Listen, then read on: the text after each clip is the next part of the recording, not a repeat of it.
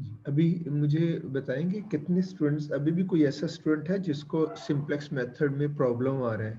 कोई हमें फीडबैक देगा? जी, कोई स्टूडेंट हमें मुझे बताएगा कि कोई जिसको इश्यू आ रहा है अभी तक सिंपलेक्स मेथड, यानी आप कह सकते हैं जिसको 50-50 समझ आ गई है, 60% समझ आ गई, या 70 फुल अभी ग्रिप नहीं है। कोई स्टूडेंट है अभी?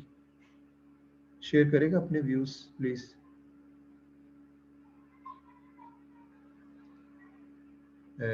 खामोशी का तो ये मतलब है कोई किसी को कोई इश्यू नहीं है, लेकिन ऑनलाइन में खामोशी की डेफिनेशन थोड़ी सी डिफरेंट आ जाती है कि मे बी वो सुन ही ना रहे हो मेरी बात, कोई टेक्निकल इश्यू हो आ रही है इंटेंशनली समझ। अब आपकी आवाज आ रही है बिल्कुल। ऑनलाइन होके हो सकता है कुछ लोग वैसे ही एब्सेंट हो। चलिए, अच्छा, मैंने आपसे कहा था कि ये प्रॉब्लम हमारा काफ़ी देर तक चलेगा, ये सिंप्लेक्स मेथड। तो मैंने ये भी स्टेटमेंट दी थी कि ये आप लोगों को जिनको अभी भी इश्यूज हैं वो इश्यूज रिजॉल्व हो जाएंगे। तो आज जो हम ले रहे हैं मिनिमम ऑब्जेक्टिव केस, आप ये समझ लें आपके excuse me, आपका जो प्रीवियस आप सीख चुके हैं प्रीवियसली सिंप्लेक्स मेथड को, तो एक आपकी रिवीजन हो जाएगी और दूसरा मिनिमम ऑब्जेक्टिव का एक केस भी हैंडल हो जाएगा। और आज आप ये समझ सकते हैं कि सिंप्लेक्स मेथड का जो सिंपलेस्ट वर्जन है, आज के लेक्चर के बाद वहां तक आप अंडरस्टैंडिंग डेवलप आपकी हो चुकी होगी, यानी सिंप्लेक्स मेथड का सिंपलेस्ट वर्जन। बाद में थोड़ा सा डिफिकल्टी लेवल इंक्रीज भी होगा, लेकिन अभी जो आज का लेक्चर है ये सेम प्रीवियस लेक्चर की समझ लें कि उसी ट्रैक पे चलेगा, एक दो डिफरेंट चेंजेस के साथ। तो मैं चाहूँगा कि जैसे ही आज का ये लेक्चर कंप्लीट हो तो नेक्स्ट वीक में हम इसका क्विज प्लान करते हैं और हम एक असाइनमेंट उसी तरह करेंगे। एक पहले असाइनमेंट आएगी आपको, वो आप ऐसे ही कर लें, थर्सडे का दिन फिक्स कर लेते हैं। आई थिंक प्रीवियसली थर्सडे को लिया था क्विज, हमने बताइएगा डे कौन सा हमने लिया था? थर्सडे। थर्सडे।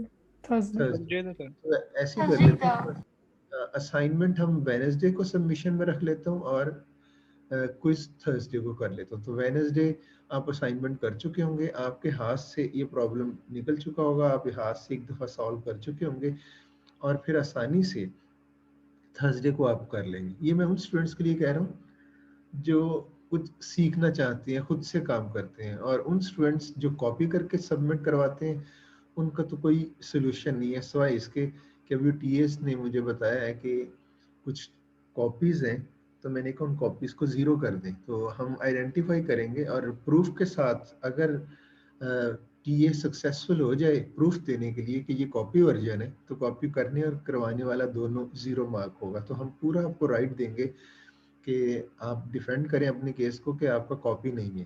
तो मैं पूरी एक रिव्यू जो जैसे होता है आपका रिव्यू, तो क्विज का और असाइनमेंट का रिव्यू भी एक मीटिंग अरेंज करूंगा।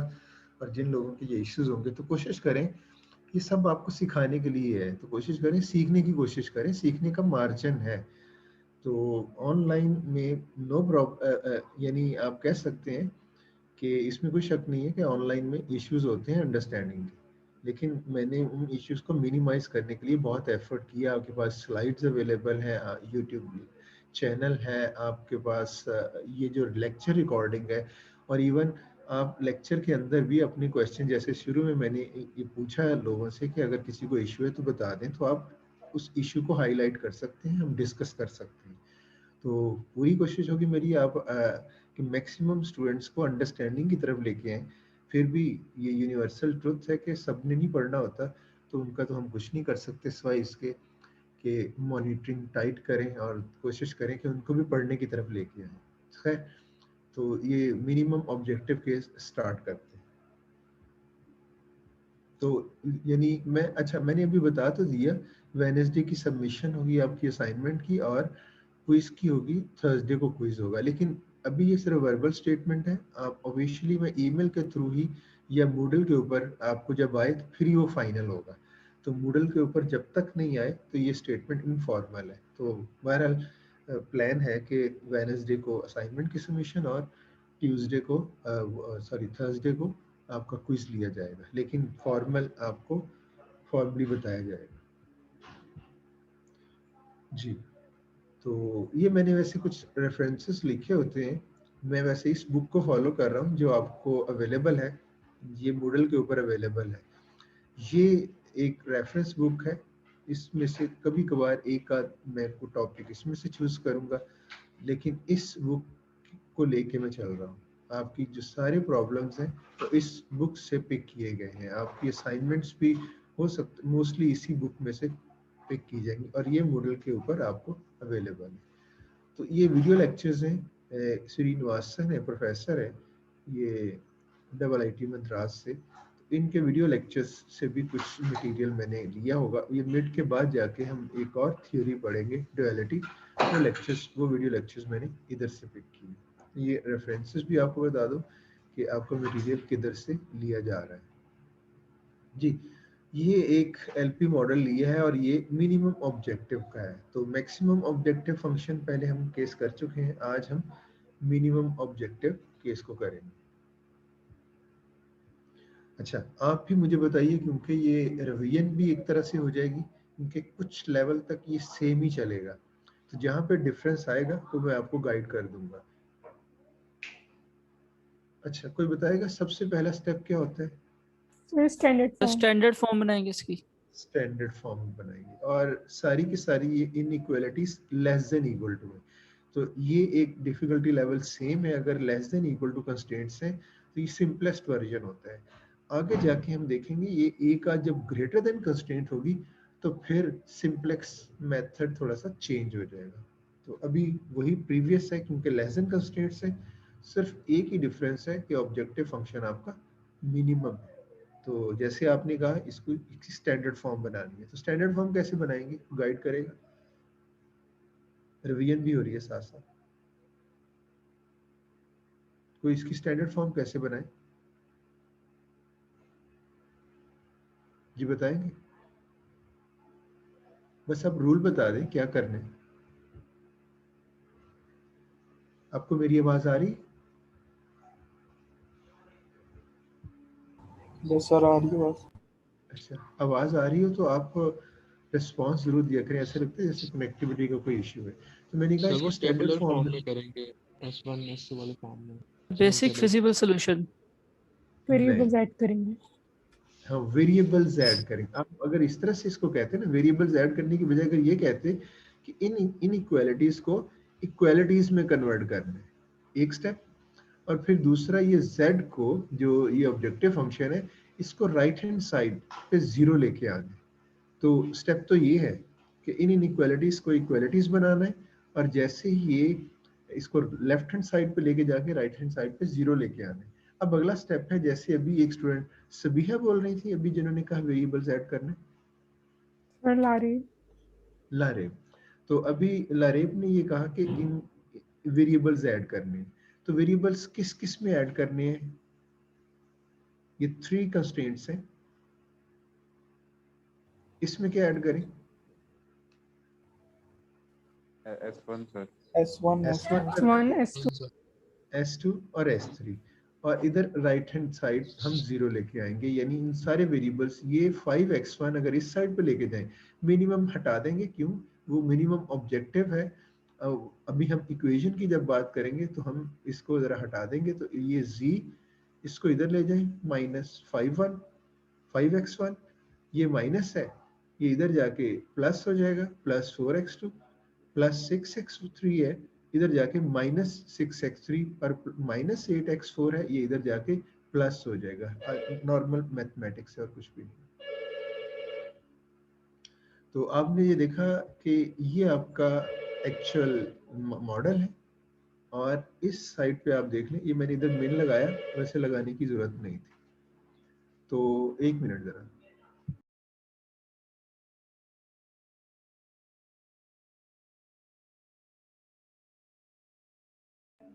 अच्छा, ये आपने ये मैंने सामने आपको वही मॉडल रखा हुआ है, इधर आपने ये सारी देखें, इस साइड पे -5x1 ले आए, इसको इधर जाके प्लस कर दिया, ये आपको इधर नजर आ रही है, ये प्लस है, +6x3, माइनस एक्स 6x3 हो जाएगा, ये माइनस 8x4 और प्लस 8x4 हो जाएगा। तो ये राइट हैंड साइड पे इक्वल टू 0। इसी तरह इनइक्वालिटीज में प्लस s1 इधर कर दिया और मैंने इसको अरेंज करके भी रख दिया, जैसे आपको कहा था कि ये ऐड भी होंगे वेरिएबल्स और अरेंज हो जाएंगे कॉलम वाइज। तो 3 की 3 इनइक्वालिटीज में से plus s1 plus s2 plus s3 और ये इक्वल टू 0 हो जाएंगे।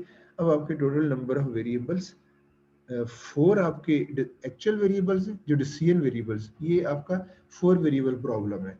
और एक चेंज आप और देख रहे होंगे, पहले तक आप 2 वेरिएबल के साथ इसको कर रहे थे और ग्राफिकल के भी जरिए भी कर सकते थे और अलजेब्राइक वे से भी कर सकते थे। तो आज हम 4 वेरिएबल्स लिए जो कि ग्राफिकल मेथड से नहीं हो सकता। तो मैंने आपको अलजेब्राइक वे की ग्राफिकल मेथड की यही लिमिटेशन थी कि वो 2 वेरिएबल के लिए सूटेबल है। अगर मोर देन 2 वेरिएबल्स हो तो आपको अलजेब्राइक वे ही अडॉप्ट करना होगा। तो ये देखें, इसमें ये वेरिएबल्स ऐड हो गए।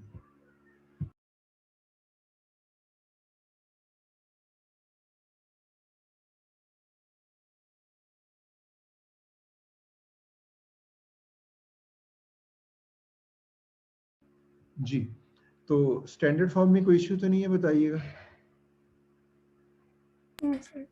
अच्छा, नेक्स्ट स्टेप क्या होगा वो जरा गाइड करें। स्टैंडर्ड फॉर्म आ चुकी है, अगले स्टेप में हमने क्या करना है? सर मैट्रिक्स में इनको हम लिखेंगे। मैट्रिक्स में लेना है। ये आप इसको अगले स्टेप में पहले नहीं, मैट्रिक्स से पहले हमने स्टार्टिंग फिजिबल सॉल्यूशन निकालना था, ठीक है। अभी किस स्टूडेंट ने ये मैट्रिक्स की बात की थी, नेम बताइएगा प्लीज। ताहिर अब्बास। ताहिर अब्बास जी, आपको आइडिया हो गया कि टेबल से पहले हमने इसका स्टार्टिंग बेसिक फिजिबल सॉल्यूशन निकालना है। और स्टार्टिंग बेसिक फिजिबल सॉल्यूशन निकालने के लिए क्या करते हैं? सर एज्यूम करते हैं नॉन बेसिक और बेसिक वेरिएबल्स को। हाँ, यस, एज्यूम करेंगे, नहीं, नॉन बेसिक एज्यूम करेंगे और बेसिक इस सिस्टम से निकालेंगे। तो किन को नॉन बेसिक एज्यूम करते हैं स्टार्टिंग पे?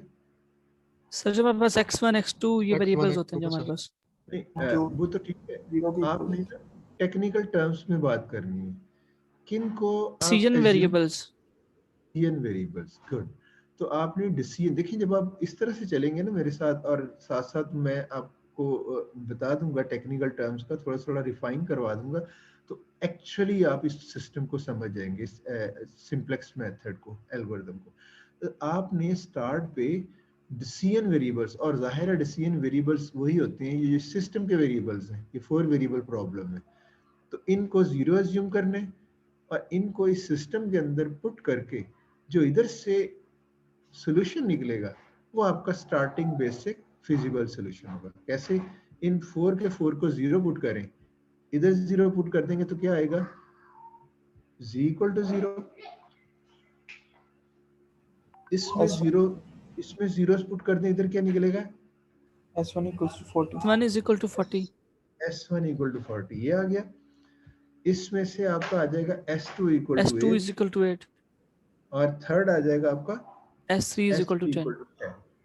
ये आपका स्टार्टिंग बेसिक फिजिबल सॉल्यूशन है, क्योंकि इन बेसिक इसलिए है, ये डिसीजन वेरिएबल्स को जीरोस किया, जीरोस वाले नॉन बेसिक कहलाते हैं, और जो सॉल्यूशन सिस्टम से निकला वो नॉन जीरो वैल्यूज है, इसलिए ये बेसिक सॉल्यूशन कहलाता है, ये बेसिक वेरिएबल्स कहलाते हैं। क्यों? इनकी वैल्यूज नॉन जीरोस हैं। तो बेसिक और नॉन बेसिक का सिर्फ जीरोस और नॉन जीरोस की सेंस में ही बात, और ये क्योंकि फिजिबल है, क्योंकि सारी की सारी पॉजिटिव है, इसलिए ये फिजिबल सॉल्यूशन है।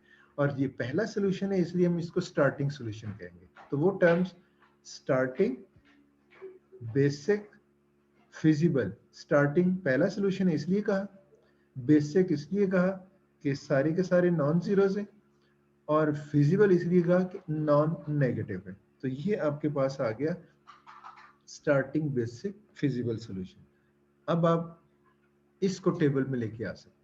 जी, पॉइंट क्लियर हो गया? स्टैंडर्ड फॉर्म थी, स्टार्टिंग बेसिक फिजिबल सॉल्यूशन निकाला, और अब टेबल के ऊपर, टेबल के अंदर इसको प्लेस कर सकते हैं। तो कितने कॉलम होंगे इसके, बताइएगा प्लीज।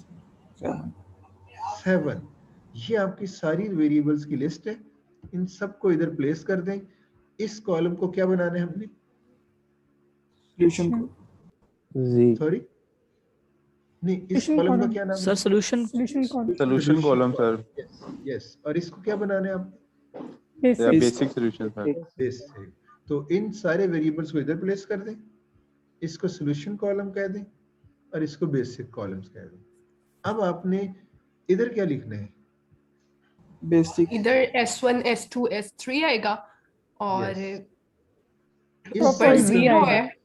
हाँ, इनकी वैल्यूज आएंगी। तो ये आपके पास ये इधर पड़ा हुआ है।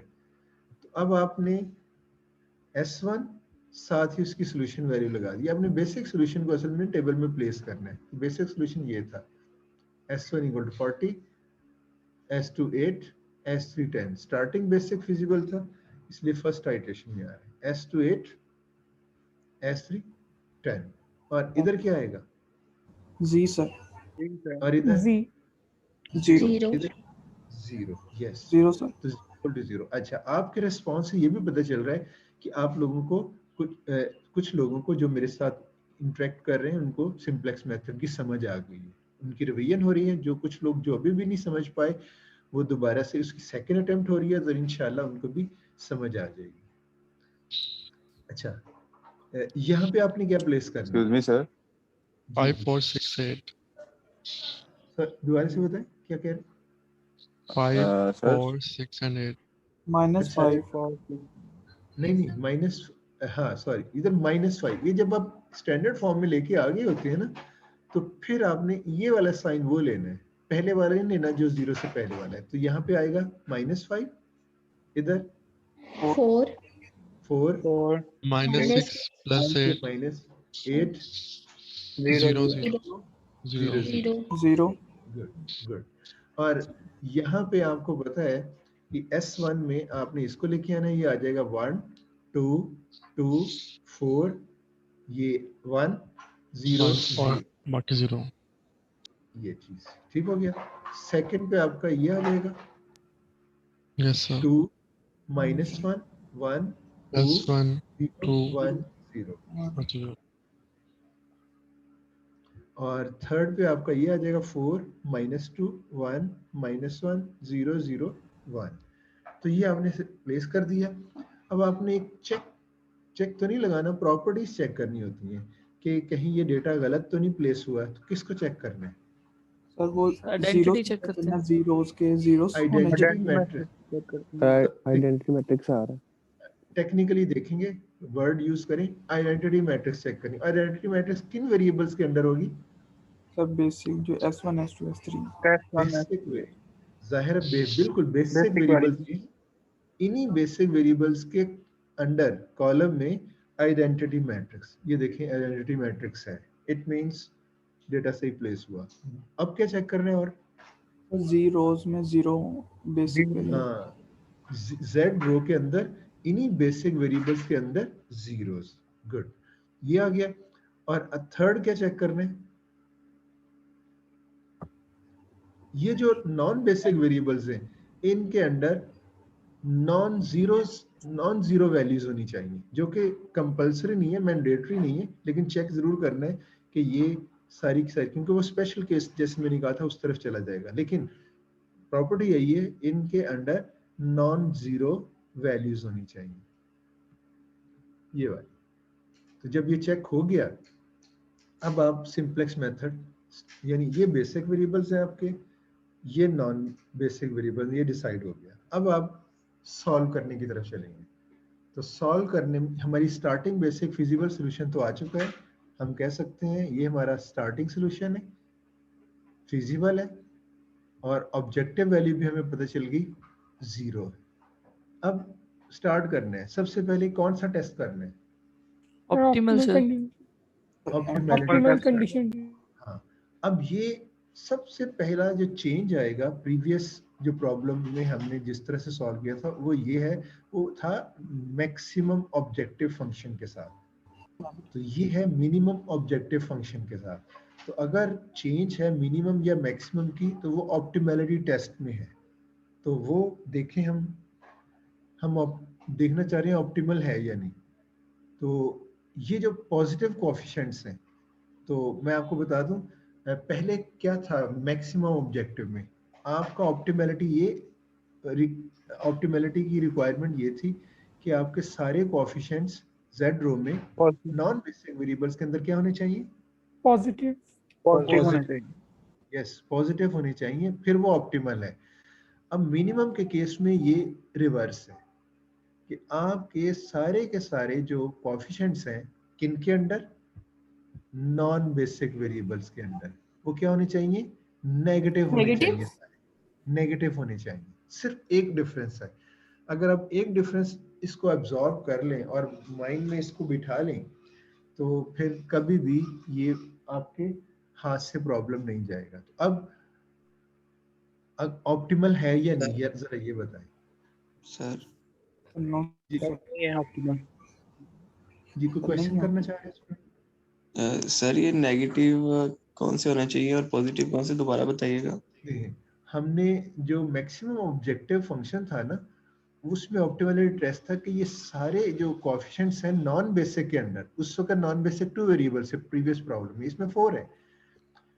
आपका मैक्सिमम ऑब्जेक्टिव का केस ये था जो प्रीवियस मेथड था उसमें ये था कि ये सारे कोएफिशिएंट्स जो under the non basic variables होने और z इक्वेशन में जो नजर आ रहे हैं ये पॉजिटिव होने चाहिए, तब भी हम कहेंगे ये ऑप्टिमल है।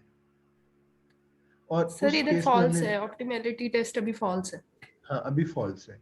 तो ये क्योंकि मिनिमम ऑब्जेक्टिव का था इसके अंदर रूल रिवर्स हो जाएगा। ऑप्टिमैलिटी के लिए होगा कि सारे कोएफिशिएंट्स ये वाले ये नेगेटिव होने चाहिए ऑप्टिमैलिटी के लिए।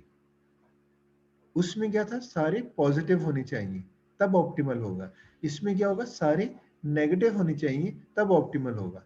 तो बताइए ये ऑप्टिमल है या नहीं? अभी अभी नहीं है, जब सारे नेगेटिव होंगे तब होगा। हाँ, तो कौन से ऐसे वेरिएबल्स हैं जो ये बता रहे हैं ये ऑप्टिमल नहीं है? कौन से? x2 and x4। हाँ, x4 और x2 के अंदर। इट मींस ये मैंने पॉजिटिव क्वेश्चन मार्क कर दिए। इनको देख के मुझे पता चला ये ऑप्टिमल नहीं है क्योंकि सारे नेगेटिव होने चाहिए। नेगेटिव की होनी चाहिए मिनिमम ऑब्जेक्टिव फंक्शन केस। ये आपका ऑप्टिमल नहीं। नेक्स्ट क्या होगा? एंटरिंग वेरिएबल का डिसीजन लेना था। उसमें रूल ये था उसमें रूल क्या था? मोस्ट नेगेटिव एलिमेंट लेते थे, negative. इधर मोस्ट पॉजिटिव ले लेंगे। इधर मोस्ट पॉजिटिव लेंगे। यस, तो इट मींस ये कोई इतनी मुश्किल रॉकेट साइंस नहीं है, जैसे आपने खुद ही गेस कर लिया कि मोस्ट पॉजिटिव लेंगे एंट्री। और क्या मैं एक $1 मिलियन क्वेश्चन है, क्या मैं लीस्ट पॉजिटिव को भी एंट्रिंग लेके सॉल्व कर सकता हूँ? No sir. सर कर सकते हैं, लेकिन आपने बताया था वो ग्राफ बहुत लंबा चला जाएगा। यस, तो मैंने इसलिए इसको $1 मिलियन इसलिए कहा। जो स्टूडेंट बड़ा केयरफुली इसको देख रहे होते हैं, ऑब्जर्व कर रहे होते हैं, उनके माइंड में ये पिक्चर बैठ जाती है। तो मैंने आपको ये बताया था कि ये भी कर सकते हैं, और ग्राफ के जरिए भी मैंने बताया था कि ये एक लॉन्गेस्ट पाथ बन जाएगा। मतलब अगर ये प्रॉब्लम 3 या 4 इटरेशंस में सॉल्व हो रहा है सिंप्लेक्स के रूल से, तो अगर इस रूल की वायलेशन करेंगे यानी लीस्ट को ले लेंगे तो प्रॉब्लम फिर भी सॉल्व हो जाएगा, लेकिन नंबर ऑफ आइटरेशंस बढ़ जाएंगे। जी क्लियर है पॉइंट सबको? ये हम जी सर। Yes sir. यस, तो अभी हम सिंप्लेक्स का ही रूल लेते हैं और वो है मोस्ट पॉजिटिव। ये एंटरिंग है, और आपको पता होगा जो एंटरिंग होता है तो क्या होता है? एंटरिंग कॉलम डिसाइड कर लेते हैं, ये कॉलम। तो x1 सॉरी ये गलत लिखा गया है, मैं बल्कि अभी ठीक कर देता हूँ, बाद में ये ठीक नहीं होगा। ये गलती ऐसी चलती जाएगी, रिकॉर्डिंग में भी लोगों को पता चल जाएगा। x4 एंटर हो रहा है, राइट? और मुझे दोबारा अपलोड करनी पड़ेगी। चलिए खैर, अगर मैंने अपलोड नहीं भी की तो आपको पता चल गया है कि ये गलत लिखा गया था। जी ये एंट्रिंग और ये x4 एंटर्स। अब क्या करें? एंटरिंग वेरिएबल डिसाइड हो गया, अब लिविंग वेरिएबल डिसाइड करना है। लिविंग वेरिएबल डिसाइड करना है, गुड। और लिविंग जो बिल्कुल मेरे साथ साथ चल रहे हैं और पिक कर रहे हैं इन बात को और उनको सिंप्लेक्स की समझ आ गई है, उनके लिए असाइनमेंट भी इजी हो जाएगी और उनके लिए क्विज भी इजी हो जाएगा। सिर्फ यही होगा कि एक दफा आपने मैनुअली हाथ से इस प्रॉब्लम को सॉल्व करना रह जाएगा, जाहिर है वो असाइनमेंट में आप कर लेंगे। ये लिविंग वेरिएबल डिसाइड करना है। लिविंग कैसे डिसाइड करेंगे? वहां पे हम पिवट कॉलम जो होता था उससे सॉल्यूशन कॉलम पे डिवाइड करते थे और जिसकी नेगेटिव और इंफिनिटी को इग्नोर करते थे और जिसकी मिनिमम वैल्यू होती थी उसको रेशो चेक लीव करेंगे करते थे सिंपली। और इधर एंटरिंग वेरिएबल वाला कॉलम आई थिंक लेंगे। ये आप सबिहा बात कर रही हैं? जी सर। हाँ, मेरे ख्याल में सबिहा ने इस तरह से इसको ट्रांसलेट किया या इसको एक्सप्लेन किया, तो ये भी मेरी जगह पे लेक्चर ले सकती है। इनकी अंडरस्टैंडिंग थैंक यू माशाल्लाह सर। ठीक है। हाँ, लेकिन एक गलती की है आपने, तो जाहिर अभी स्टूडेंट है, तो गलती ये की आपने कहा था पिवट कॉलम को, अगर रिकॉर्डिंग भी मैं आपको दिखा दूं हम नोट कर लीजिएगा, आपने कहा था पिवट, क्योंकि हम बड़ा केयरफुली सुन रहे होते हैं स्टूडेंट्स को, आपने कहा था पिवट कॉलम को सॉल्यूशन कॉलम पे डिवाइड मेरे ख्याल में सॉल्यूशन कॉलम को इस पे डिवाइड करेंगे, इस तरह की बात आ गई थी। चलें करेक्ट करेंगे अभी क्या होना चाहिए। सर सॉल्यूशन को पिवट पे डिवाइड, सॉल्यूशन को पिवट कॉलम से डिवाइड करेंगे। सबिहा ने आई थिंक वो कहा था, रिकॉर्डिंग में चेक कर लीजिएगा, अगर पिवट को सही कहा सॉल्यूशन था, उन्होंने कहा है। अगर सही कहा था तो बहुत अच्छी बात है। बहरहाल हम रेशो कैलकुलेट करेंगे और पहला क्या होगा यहाँ पे 10 जी जी 10 आएगा सर। 10 सर 10 आ रहा है 40 डिवाइडेड बाय 4। 40 divide by 4। अभी मुझे आप लोगों की आवाज भी पहचानने लग गया हूँ मैं। लारेब ने आई थिंक कहा था 40 डिवाइड बाई 4 इक्वल टू 10। यहाँ पे क्या आएगा sir 4 8 divided by 2 8 divide by equal to 4 minus 10 ये माइनस 10 आना चाहिए था, मैंने -1 लिखा है। चलिए इधर ही करेक्ट कर लेते हैं, मेरी स्लाइड भी ठीक हो जाएगी।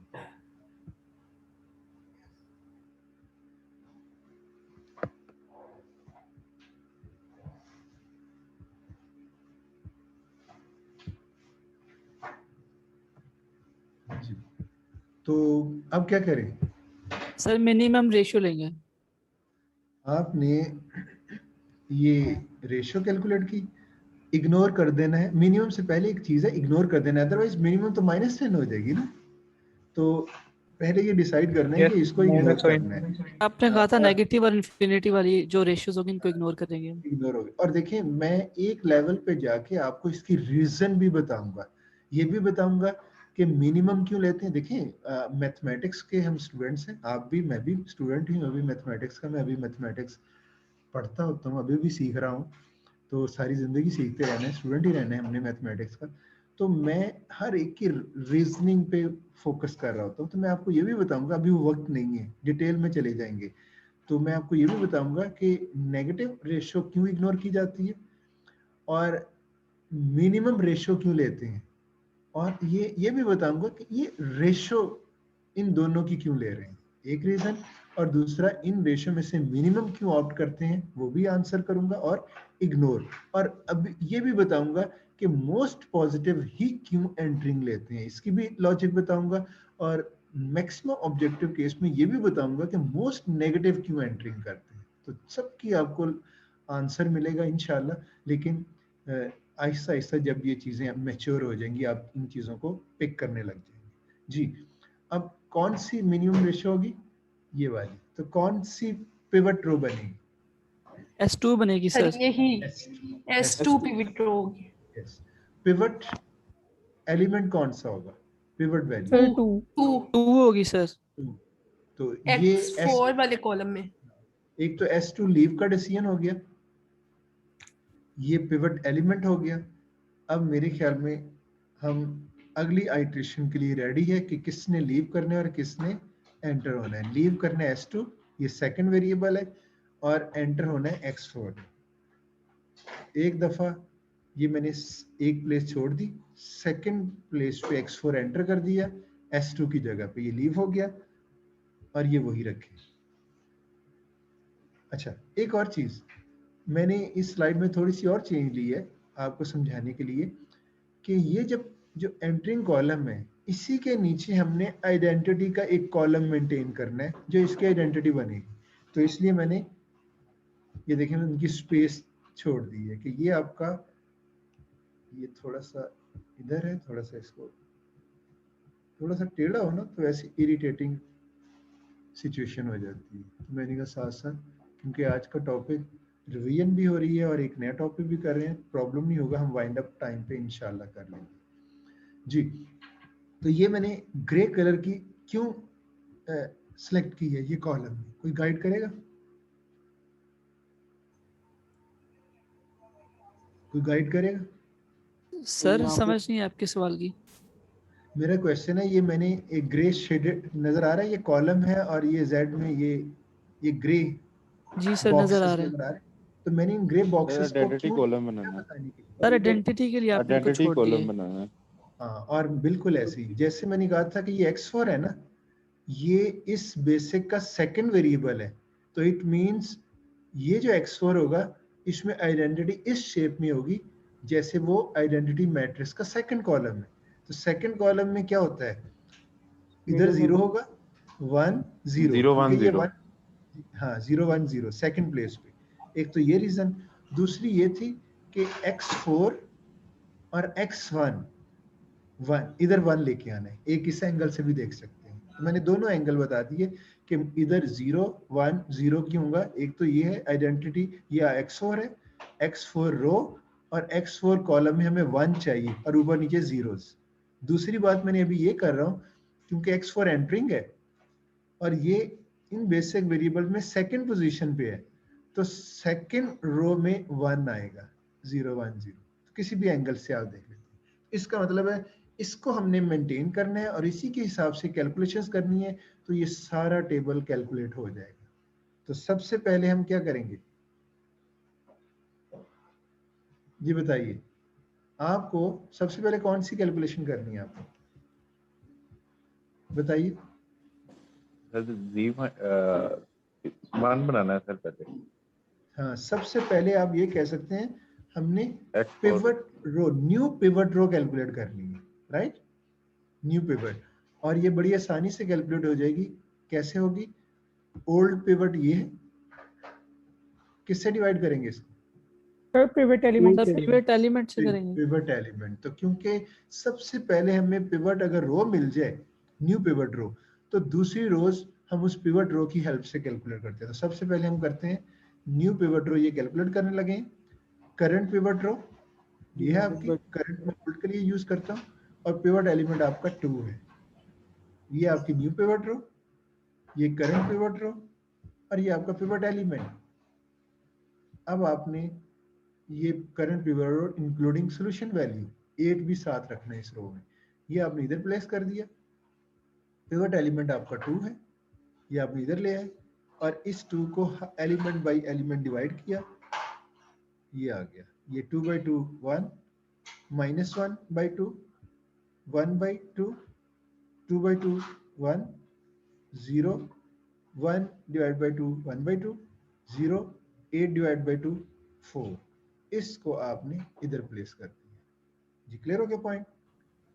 जी सर। अब नेक्स्ट किसको कैलकुलेट करना है?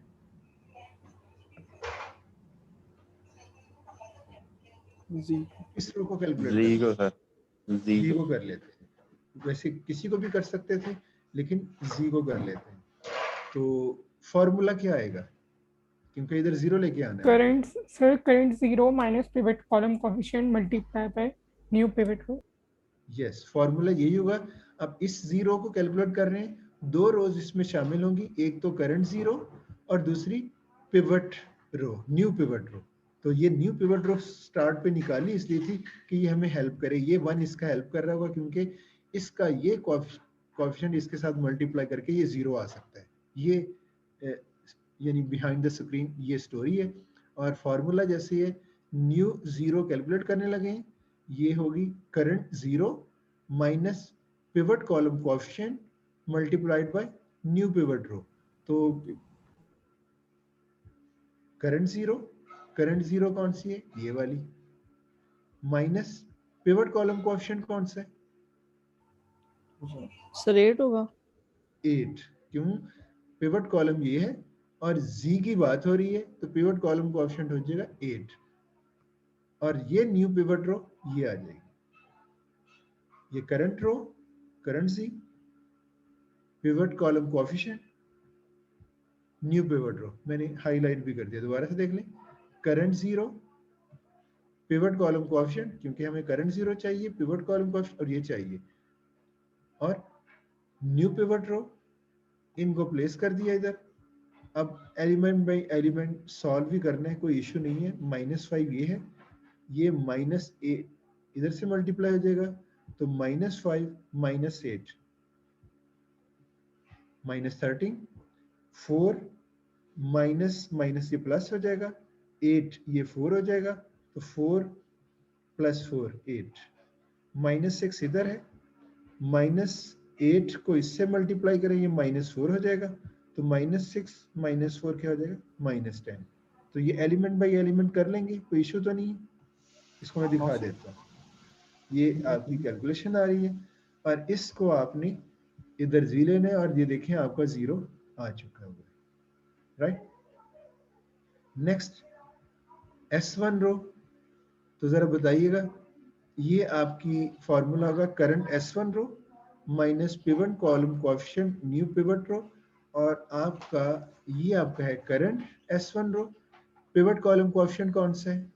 4 4 सर, ये 4 और न्यू पिवट रो आपको पता ही है, जो रेफरेंस के तौर पे हम ले रहे हैं इस सारी कैलकुलेशन में, ये आप इसको एलिमेंट बाई एलिमेंट 1, ये सारी करंट है, -4/1, तो 1 - 4 -3, 2 है, सेकंड ये माइनस सेकंड के साथ प्लस, 4/2 2 हो जाएगा, तो 2 + 2 4। इसी तरह एलिमेंट बाई एलिमेंट में आपको आप देख लीजिएगा, ये 0 0 1 -2 0 24। तो ये S1 रो जो न्यू है, ये आपने इधर प्लेस कर देंगे। S3 रो सिर्फ पिवट कॉलम कोएफिशिएंट ही अब रह गया। कुछ स्टूडेंट्स को हो सकता है वो अभी जो मुझे नहीं बता रहे, हो सकता है उनको उसमें इश्यू हो, अदरवाइज बाकी सारी चीजें रिपीट हो रही हैं जी। S3 करंट S3 कौन सी है? प्रीवियस आइटरेशन में पिवट कॉलम कोएफिशिएंट कौन सा है इस केस में? -1 -1। गुड, इसका मतलब है स्टूडेंट्स को समझ आ रही है। न्यू पिवट रो, वो आपको, ये मैंने रेड इसलिए किया था एंटरिंग, अगर आप कलर स्कीम यूज करें तो आपको भी भूलेगा नहीं कि किस रो के साथ मल्टीप्लाई करना। न्यू पिवट रो ये सेपरेट है, ये न्यू पिवट रो, इनको इधर प्लेस कर दें। ये पिवट कॉलम कोएफिशिएंट -1 है, तो ये इसी तरह 4 माइनस माइनस प्लस, ये 5 हो जाएगा। असल में आप देखिए हमारा ऑब्जेक्टिव ये था S3 का, ये वाली कौन सी एंट्री थी? 1 2 3 4, 4 को 0 करना था। 4 को कैलकुलेट कर लेते हैं, -1 ये 4 है, माइनस माइनस +1 ये 1 +1, तो ये -1 और +1, इसी के लिए हमने ये फार्मूला बनाया था, ये 0 लाने के लिए। बाकी अगर जीरोस आ रहे हैं तो वो प्रॉपर्टी को मेंटेन कर रहे हैं। ये आपकी कैलकुलेशन जी। हमारी आइट्रेशन कैलकुलेट हो गई। फर्स्ट आइट्रेशन कह लें, बाज बुक्स क्या करती हैं, इसको 0 आइट्रेशन ले लेते हैं, इसको फर्स्ट कह देते हैं। कुछ बुक्स ऐसे कर रही हैं, इसको 1 ले लेते हैं, इसको 2 ले लेते हैं। तो अक्सर आप देखेंगे कि मैं कभी कभी इसको सेकेंड आइट्रेशन कह देता हूँ, कभी 1 कह देता हूँ, इसलिए कि different books different terminology use कर रही हैं। अच्छा, आइट्रेशन हो गई, क्या करें अब? चेक करना है कि हमारी ऑप्टिमलिटी से नहीं, ऑप्टिमलिटी से पहले ये चेक करना है कि आपकी वैल्यूज में तो कोई एरर नहीं है। तो उसके लिए आइडेंटिटी मैट्रिक्स, और देखिए आइडेंटिटी मैट्रिक्स S1 पहला वेरिएबल है, तो S1 को देखें 1 ठीक है, और ये भी 0 है, शायद इसको भी चेक कर लेते हैं Z रो के अंदर। X4 दूसरा वेरिएबल है, तो X4 कॉलम देखें, देखिए आइडेंटिटी मैट्रिक्स का सेकंड कॉलम, डायगोनल ऐसे होता है ना, ये पहला 1 2 जीरोस, दूसरे में ये देखिए कॉलम इधर उधर हो सकते हैं, हमें उससे कोई फर्क नहीं पड़ेगा, हमें इधर से देखना है उसका ऑर्डर क्या है। ये फर्स्ट कॉलम है, S100 होगा, ये सेकंड है, ये उससे पीछे मौजूद है, लेकिन उसी तरह सेकंड कॉलम है तो सेकंड प्लेस पे 1 होगा, 0 1 0। S3 कॉलम देखते हैं, तीसरे लेवल पे 1 होगा, तो आइडेंटिटी है। Yes sir. है। तो माइंड में रखिएगा ये कॉलम का जो ऑर्डर होगा वो इसके हिसाब से होगा। क्यों? इधर तो चेंजिंग हो रही है पोजीशनिंग की, ये क्योंकि अपनी जगह फिक्स्ड पड़े हुए हैं तो इसलिए ऐसा फेस करना पड़ सकता है, तो वही नजर आ रहा है। तो आपके आइडेंटिटी मैट्रिक्स, दूसरा इनके जीरोस भी आ गए। अब आप देखें इसमें ये जो बेसिक वेरिएबल्स हैं इनके कोएफिशिएंट z रो में जीरोस होते हैं, जो भी हमने चेक कर लिए, फिर भी देखते हैं। S1 z रो के अंदर 0, यस।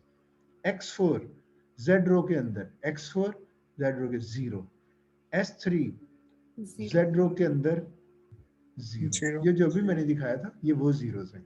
इट मींस अगर ये आगे हैं रो ऑपरेशंस के जरिए तो ये जो कॉलम्स हैं ये भी गलत नहीं है, इनकी भी वैल्यूज बिल्कुल ठीक है। एक और चीज आपने देखी होगी, अभी आपने मैनुअली इसको सॉल्व खुद से नहीं किया, मैं इधर फ्रैक्शंस ले रहा हूँ, तो आप पॉइंट्स में आएगा कैलकुलेटर से, जब आप कैलकुलेट करेंगे तो पॉइंट्स में भी आप ले सकते हैं। मैं आपको समझाने के पॉइंट ऑफ व्यू से इस तरह से ले रहा हूँ।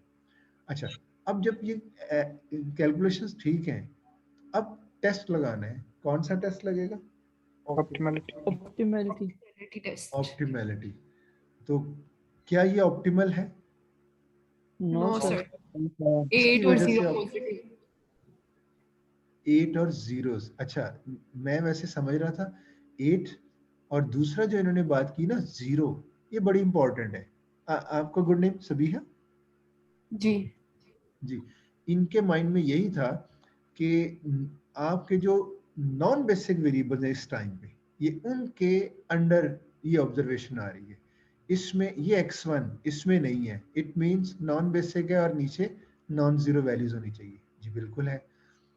दूसरा x2 इसमें मिसिंग है, तो वो नॉन बेसिक है, ये 8 है, non zero value, yes. x3 भी इसमें मिस है, उसके नीचे क्या आना चाहिए? नॉन जीरो वैल्यूज, बिल्कुल है। मैं नॉन जीरो की बात कर रहा हूँ, राइट? अभी पॉजिटिव और नेगेटिव की बात नहीं कर रहा हूँ। थर्ड x4 इसका अवेलेबल है। हाँ नहीं, अभी सबिहा ने गलत हाईलाइट किया, चलें अभी देख लेते हैं इसको। आपके सारी की सारी वो रिक्वायरमेंट मीट कर रहा है। आपने किनको देखना है? x1 जो मिसिंग है, non zero, yes. x2 8, x3 missing है, -10। मैं स्पेशल केस समझा था इसलिए मैं उस तरफ चला गया। और दूसरा फोर्थ नॉन बेसिक वेरिएबल कौन सा होगा? S2 -4। तो देखें 3 बेसिक है उनके साथ जीरोस, और 4 नॉन बेसिक है उनके नीचे 1 2 3, और ये फोर्थ नॉन बेसिक, तो नॉन जीरो वैल्यूज हैं। आपने वायलेशन कहां पे देख रहे हैं? x2 में। बाकी आप मीट कर रहा है क्योंकि आपको नेगेटिव चाहिए। ये first negative, second negative, third negative और फोर्थ पॉजिटिव है, तो सिर्फ एक ही पॉजिटिव है। अगर एक ही पॉजिटिव होगा तो क्या करेंगे? उसी को कंसीडर कर लेंगे।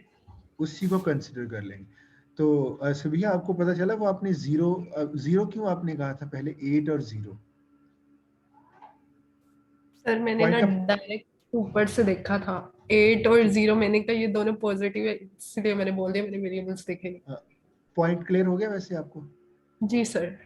पॉइंट तो आपने असल में नॉन बेसिक वेरिएबल्स के अंडर देखना होता है, और नॉन बेसिक वेरिएबल्स करंटली इसमें जो मिसिंग है उनको देखा, उनमें से एक वेरिएबल पॉजिटिव है, 3 नेगेटिव है। इसका मतलब है 3 नेगेटिव तो हमारी हेल्प के लिए मौजूद है, जबकि 8 वायलेशन कर रहे हैं इसकी। तो हम क्या करेंगे? ये ऑप्टिमल नहीं है इसकी वजह से, और ये हमारा एंटरिंग वेरिएबल होगा। एक ही है वही एंटरिंग होगा। अगर 2 हो तो फिर हम देखेंगे कि उनमें से कौन सा, और वो हमने रूल बनाया हुआ है, सिंप्लेक्स मेथड का ये रूल है, मोस्ट पॉजिटिव एंटरिंग होता है। ये आपका x2 एंटर होगा। अब क्या करने?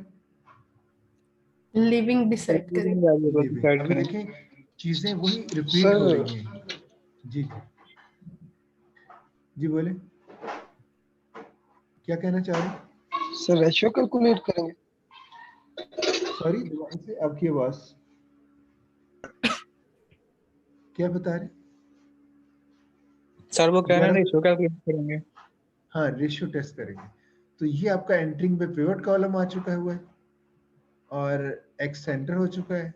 अब आपने रेशियो टेस्ट लगाना है, बल्कि अच्छी टर्म यूज की, रेशियो टेस्ट। गुड। तो रेशियो टेस्ट क्या होगा?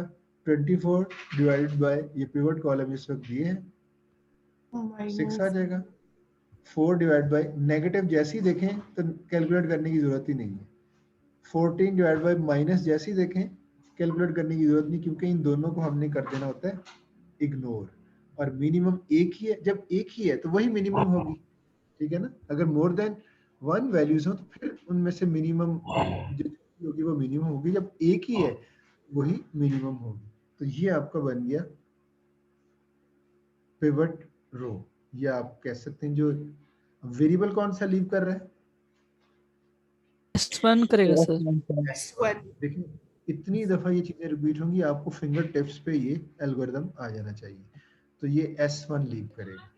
तो आप क्या करोगे? Yes, इसकी sir. जगह पे अगली आइट्रेशन में इसकी जगह ले लेगा x2 और ये लीव कर जाएगा। तो अगली आइट्रेशन में सिर्फ ये चेंज होगा, इसकी जगह x2 आएगा और ये वही रहेंगे। ये इसकी जगह पे x2 आ गया, ये फर्स्ट रो थी तो फर्स्ट रो की प्लेस, और दूसरे वैसे ही, और इधर z उसी तरह। या अब कैलकुलेशन आपका कॉलम इधर बनेगा जो मैंने आपको हाईलाइट किया था ग्रे कलर से। पॉइंट क्लियर हुआ? Yes, sir. देखिए अब आपको पता चल गया ग्रे स्कीम। ये ग्रे स्कीम इसलिए जब आप सॉल्व कर रहे हो तो आप फोकस्ड हो कि इस जगह पे आपने कैलकुलेशन करनी है। और ये x2 इधर 1 लेके आना है, क्योंकि फर्स्ट वेरिएबल है आइडेंटिटी मैट्रिक्स 1 0 0 0। एक इसका तरीका ये भी मैंने बताया था, x2 रो है और x2 कॉलम, इधर 1 आएगा। तो खैर अब ये मैंने डायरेक्ट कैलकुलेशन से फॉर्मूला नहीं दिखा रहा हूँ। आपने क्या करना है? ओल्ड पिवट कौन सी? करंट पिवट ये है। Pivot किससे डिवाइड करना है? partition से sir. पिवट पॉइंट से करेंगे 4। 4 से करें। यस। तो ये कैलकुलेट होगी, क्योंकि -3/4, 4/4 1 हो जाएगा, 0/4 0, 0/4 0, 1/4 4, 4 से डिवाइड कर दिया, ये आ गया। अब ये कैलकुलेट करना है करंट z। ये current z minus pivot column coefficient कौन सा है? 8 है sir. 8 multiplied by new pivot row कौन सी है? x2 जो x2 रो। कैलकुलेशन के बाद ये रिजल्ट आ जाएगा। अब हमें डिटेल में जाने की जरूरत नहीं। नेक्स्ट इसकी बारी है।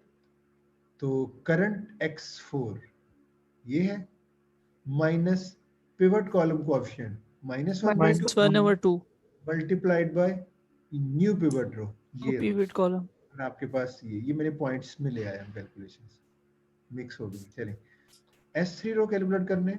Current S3 pivot column -5/2 multiplied by pivot row. बल्कि मैं नेक्स्ट टाइम ये करूंगा, ये रो को ही जो पिवट रो आया करेगी उसको सारी को रेड कर दिया करूंगा, ताकि कैलकुलेशन में आप भी जब सॉल्व करें तो पेपर पे भी अगर सॉल्व करें तो जो जब आप पिवट रो पहली कैलकुलेट करते हो तो उसको सारी को रेड कलर में कर दो, ताकि पता चले कि इसी रो के साथ आपने दूसरी रोज को कैलकुलेट करना है।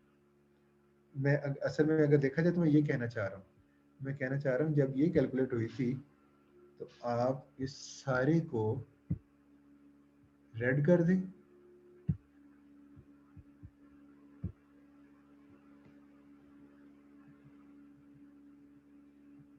ये कहना चाह रहा हूँ। अब आपके सामने है कि ये न्यू पिवट रो है। अब नहीं, अगर बॉल पॉइंट भी रेड यूज किए तो कभी कंट्रोल से बाहर नहीं जाएगी। आपको पता होगा जब आपने ये कैलकुलेट करना है तो करंट ये लेनी है, पिवट कॉलम कोएफिशिएंट लेना है और ये रेड वाली रो लेनी है, ये आ जाएगा। जब आपने ये लेना है तो करंट x4 लेना है, पिवट कॉलम कोएफिशिएंट ये लेना है और दूसरी कौन सी रो लेनी है? यही रेड रो। वैसे तो आप मुझसे ज्यादा समझदार होंगे, लेकिन कहते हैं कि गलती से बचने के लिए इस तरह की टिप्स को फॉलो करना चाहिए। ठीक रहेगी टिप्स या नहीं? टिप सही है सर। ठीक है। अब बहुत अच्छे आपका सर। ये आ जाएगा अब बात देखना है कि is it optimal.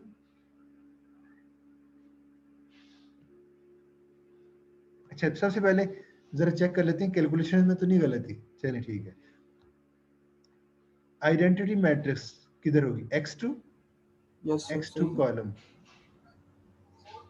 Sir x2 sorry ये क्या है, सॉरी सर x2 कॉलम, हाँ ये x2 कॉलम 1 0 0 क्योंकि फर्स्ट कॉलम बनता है। x4 second variable 0 1 0 yes, s3 0 0 और दूसरा इन वेरिएबल्स के अंडर x2 के अंडर 0 x4 के अंडर 0 s3 के अंडर z रो में 0, ये भी ठीक है। और बाकी वो देख लें कि जो नॉन बेसिक है -7 -10 -2 नहीं, एक चीज और नोट करने में आ रही है, मैं चाह रहा था लेट आए लेकिन खैर कैलकुलेशन में आ गई है। दोबारा इसको चेक करते हैं जो मैं बताना चाहने लगा हूँ। ये स्पेशल केस आ चुका है, तो स्पेशल केस तो हमने बाद में जाके करवाना है, मैं पूरा एक लेक्चर लूंगा उसके ऊपर। लेकिन मैंने आपको बताया था नॉन बेसिक वेरिएबल्स के अंडर z इक्वेशन में नॉन जीरो वैल्यूज आनी चाहिए, और मैंने कहा था किसी में जीरो भी आ सकती है, कहा था ना आपको? यस सर जी सर। वो चीज अभी दिखाने लगा हूं, इसमें आ गई है वो। चलें देखते हैं।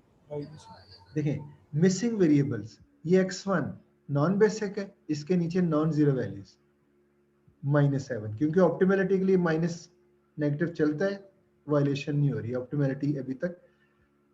x2 इधर आ चुका है, ये तो बेसिक बन गया। x3 मिसिंग है, इसके अंडर देखना है -10 सूटेबल है। x4 इसके अंदर है, वो तो बेसिक है।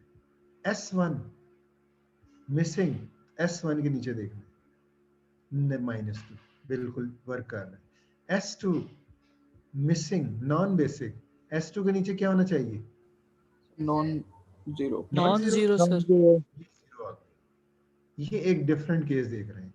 मैंने कहा था कि अगर नॉन बेसिक वेरिएबल्स के अंदर जीरो आ जाए तो गलती नहीं है। गलती होती अगर इनमें से कोई और चीज होती। देखें x2 है ना, ये बेसिक है, x2 के नीचे मस्ट है कि जीरो आएगा। x4 भी z इक्वेशन में कोएफिशिएंट जीरो ही होना चाहिए, अगर नहीं तो एरर। s3 जीरो ही होना चाहिए, अगर जीरो नहीं है तो एरर। ये तो है, लेकिन जो नॉन बेसिक है उसमें ये माइनस, ये नॉन बेसिक है, ये नॉन बेसिक है और ये भी नॉन बेसिक था, लेकिन यहाँ पे आ गया जीरो।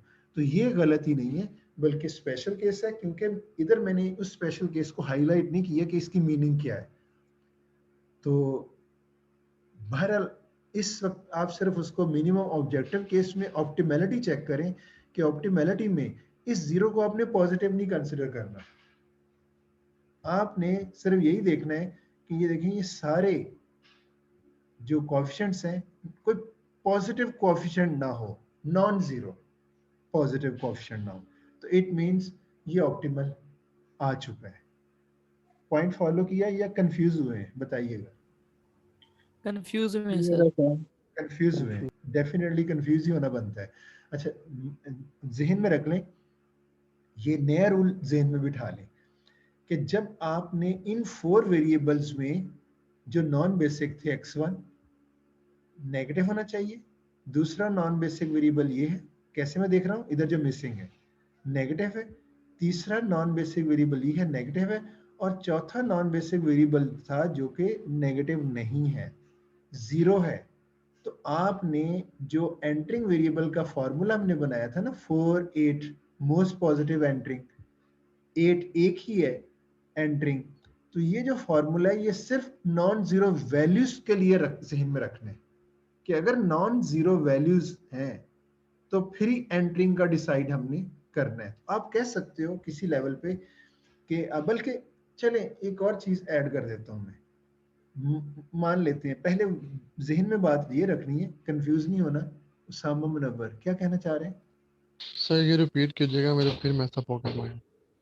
अभी रिपीट ही कर रहा हूँ, अभी ये मैं आपको याद करवा के इधर से एग्जिट लूंगा, ऐसा नहीं है। टाइम कितना रहता है जरा बताइएगा? 15 मिनट्स। 15 मिनट्स रहते हैं। आप माइंड में रखिए, हमने ये चीज मैच्योर करके निकलना है, वाइंड अप करेंगे। आपके कंफ्यूजन ये आई है कि आप चाह रहे थे कि सारी जो वैल्यूज हैं, जो z इक्वेशन में जो कोएफिशिएंट्स हैं, ये सारे के सारे नेगेटिव होने चाहिए। सिर्फ एक इश्यू इसमें ये आ रहा है, नेगेटिव नेगेटिव नेगेटिव, ये पॉजिटिव है। आप एक लेवल पे मान लें इसको पॉजिटिव है। इट मींस पॉजिटिव क्या कहता है, जरा बताइएगा, अगर पॉजिटिव एग्जिस्ट कर रहा हो। सर फिर हमें एंट्री उसको एंट्रिंग वेरिएबल लेना है। यस यस, तो आप इस रूल को तो उसी तरह जहन में रखें कि नेगेटिव नेगेटिव नेगेटिव, और ये बता रहा है कि ये पॉजिटिव है और एंट्रिंग। यहां तक तो बात ठीक है कि इसको एंट्रिंग वेरिएबल किया जा सकता है, लेकिन एक नई फॉर्म को आप ऐड कर लें मेरी तरफ से, एक नई स्टेटमेंट, वो ये है कि जब हम हमारे वेरिएबल सारे के सारे नेगेटिव आ जाएं और उसमें कोई एक जीरो भी हो, ऑप्टिमैलिटी आ जाती है। ऑप्टिमैलिटी ये जीरो वायलेट नहीं करता। आप ये कह लें कि आपके सारे कोएफिशिएंट, नई फॉर्म ले लेते हैं ऑप्टिमैलिटी की, सारे वेरिएबल्स नेगेटिव हों नॉन बेसिक के अंदर, या उनमें से कोई एक आध जीरो हो, तब भी ऑप्टिमल है। तो सिर्फ एक चीज ऐड की है मैंने, बताएं फॉलो किया पॉइंट को या नहीं। ऑप्टिमैलिटी को मैंने क्या कहा है, ऑप्टिमैलिटी को कहा है कि सारे वेरिएबल्स नेगेटिव हों। ये तो पुरानी स्टेटमेंट है हमारी, पुराने पाकिस्तान में हमारी स्टेटमेंट ये थी कि सारे के सारे वेरिएबल्स नेगेटिव होने चाहिए, तब वो ऑप्टिमल होगा। तो नए पाकिस्तान में इसको अमेंड कर लेते हैं, सारे वेरिएबल्स नेगेटिव हों या जीरो हों, ऑप्टिमल होगा। अब ये रिफाइंड वर्जन क्लियर है पॉइंट? यस हाँ, इसका मतलब ये हुआ नॉन ऑप्टिमल तब होगा अगर नॉन बेसिक वेरिएबल्स के अंदर कोई नॉन जीरो पॉजिटिव वैल्यू आए। अब क्लियर हो गया पॉइंट? इसको देखिए, इसको देखिएगा, non zero positive value, mathematics में इसको वैसे क्या कहेंगे, non zero positive value, non negative value कह सकते हैं, नॉन नेगेटिव। चलिए उमर फारूक क्या क्वेश्चन करना चाह रहे हैं? सर यहाँ पे x2 को क्यों देख रहे हैं, 3 या cos 0 x2 को क्यों नहीं देख रहे? आपकी आवाज में इको है या कोई इस तरह, दोबारा से बताइएगा। सर मैं कह रहा हूँ x2 को क्यों देख रहे हैं यहाँ पे, x3 को क्यों नहीं देख रहे, उसमें भी 0 है। नहीं, वो x3 में कहाँ जीरो हुआ, x3 में तो -10 है। S3 S3 सर क्योंकि वो बेसिक है। S3 तो बेसिक है, वो तो जीरो ही होना है, अदरवाइज एरर है। ये देखिए x2 0, x4 0, S3 0, इन 3 जीरोस पे तो डिबेट ही नहीं है, ये तो जीरो ही होने चाहिए, अदरवाइज एरर है। हम इनके मिसिंग वेरिएबल्स कह रहे हैं, वो मिसिंग है x1, देखिए x1 नहीं है इधर, x2 भी नहीं है, वो सॉरी x2 है, x3 नहीं है नेगेटिव, x4 तो बेसिक था। अब समझ आ गई कि हम नॉन बेसिक को देख रहे हैं। ठीक है, नॉन बेसिक में नेगेटिव नेगेटिव नेगेटिव, और एक ये नॉन बेसिक आ गया जो कि जीरो है। तो अब मैंने ऑप्टिमैलिटी का नया रूल क्या बताया, रिवाइज्ड वर्जन, आपका सॉल्यूशन ऑप्टिमल होगा अगर z इक्वेशन में नॉन बेसिक वेरिएबल्स के अंडर नेगेटिव कोएफिशिएंट्स हो या जीरो, तो वो ऑप्टिमल है। अब पॉइंट क्लियर है? Yes sir. हाँ, तो अब मैक्सिमम ऑब्जेक्टिव जो हमने किया था उसका भी रूल रिवाइज्ड वर्जन ले लेते हैं, क्योंकि उसमें ये स्पेशल केस, अब मैंने स्पेशल केस की तरफ अभी आना है तो वो भी बाद में बात करूंगा। मैक्सिमम ऑब्जेक्टिव का रूल क्या हो जाएगा ऑप्टिमैलिटी का, बताइएगा। अगर ये मैक्सिमम ऑब्जेक्टिव होता तो ऑप्टिमैलिटी के लिए क्या होना था, सारे पॉजिटिव और यहाँ 0। हाँ, सारे वेरिएबल्स पॉजिटिव हो। असल में जीरो भी बाज़ दफा पॉजिटिव में आ जाते हैं, लेकिन आप चलो जीरो को जरा सेपरेट रखते हैं। सारे वेरिएबल्स, अगर सॉरी आपने कहना है नॉन बेसिक वेरिएबल्स के अंडर z इक्वेशन में जो कोएफिशिएंट्स हैं वो पॉजिटिव होने चाहिए या जीरो। ये आपका रिवाइज्ड फॉर्म होगी ऑप्टिमैलिटी। मेरे ख्याल में यहाँ तक सबको क्लियर हो गया होगा, कंफ्यूजन दूर हो चुकी होगी। Yes sir. ये तो कंफ्यूजन दूर हो गई, लेकिन दूसरी चीज देखें, ये स्पेशल केस कहा था, अभी भी जीरो क्योंकि पॉजिटिव की डेफिनेशन में आता है, तो आप उस बेसिक देखें, ये तो ऑलरेडी मौजूद है ना इसके अंदर, इनको तो एंटर नहीं किया जा सकता। देखें ये जीरो है, एंटरिंग तो नहीं बताया, ऑलरेडी एंटर्ड। x4 जीरो है, इसको तो एंटर नहीं किया जा सकता, ऑलरेडी एंटर्ड है। s3 एंटर नहीं किया जा सकता, ऑलरेडी एंटर्ड है। लेकिन ये जो वेरिएबल है, हम एंटरिंग वेरिएबल का वही रूल है कि ये जो आपका पॉजिटिव होता है, पॉजिटिव, वो एंटरिंग हो सकता है। तो इसका मतलब है इस वेरिएबल को, ये एक स्पेशल केस आ गया, आप इस चीज को एक ना नोट कर लें एक नोट के साथ कि आपका ये वेरिएबल क्योंकि इधर नहीं है लेकिन इसका कोएफिशिएंट नेगेटिव भी नहीं है, तो इसको एंटरिंग किया जा सकता है। हाँ, ऑप्टिमैलिटी जरूर मेंटेन हो गई है, स्टॉप कर सकते हैं, नो इशू। लेकिन आप इसको अगर आगे फर्दर एक आइट्रेशन और लेके जाना चाहें तो कर सकते हैं, आप में कोई प्रॉब्लम नहीं। ये स्पेशल केस है, ये सारी चीजें मैं आपको स्पेशल केस में जाके हाईलाइट करूंगा। थोड़ा सा इधर आपको एक थोड़ी सी बात बता दी कि आपको पता चला है कि इसको एंटर किया जा सकता है। इसमें कंफ्यूजन बढ़ी है या ठीक हो गया, बताइएगा। कंफ्यूजन बढ़नी चाहिए थोड़ी बहुत। नहीं सर कंफ्यूजन बढ़ गई है बहुत ज्यादा अब तो, शुरू में क्लियर था सब कुछ। जी सर। हाँ सब कुछ है। चलो अभी कितना टाइम है, इस कंफ्यूजन को भी हम अभी आज ही रिजॉल्व करते हैं। कितना टाइम रह गया? 7 मिनट है सर 8 मिनट पड़े हैं। हाँ, तो सर 8 मिनट है। हाँ, इसका मतलब है जो आपकी अटेंडेंस है वो मैं जूम से ले लूंगा।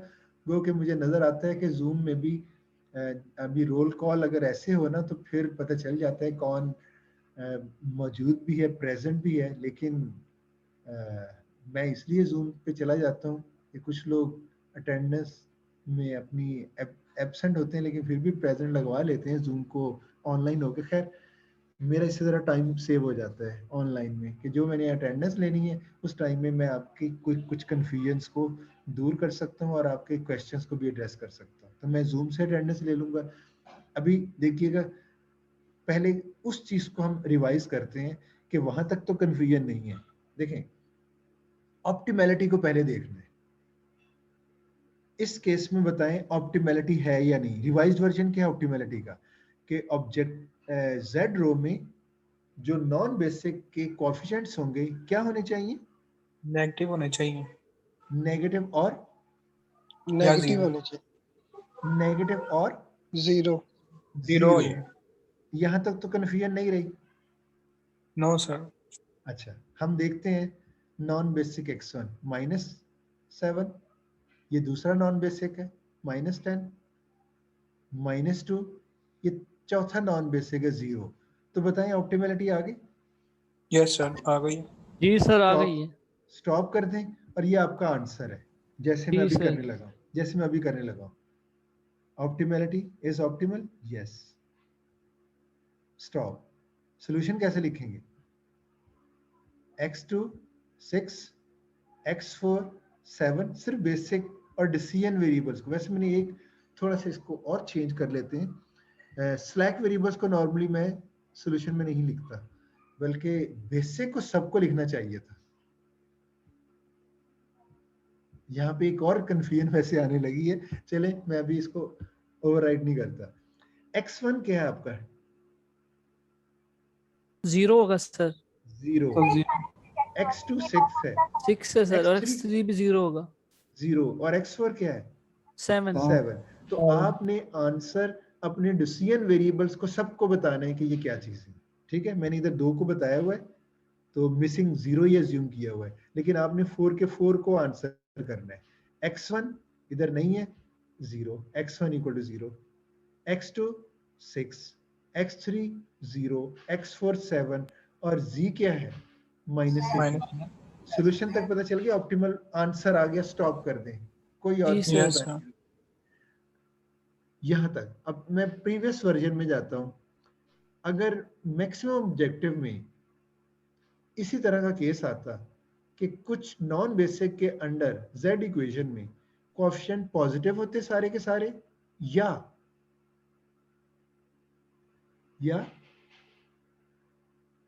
जीरो।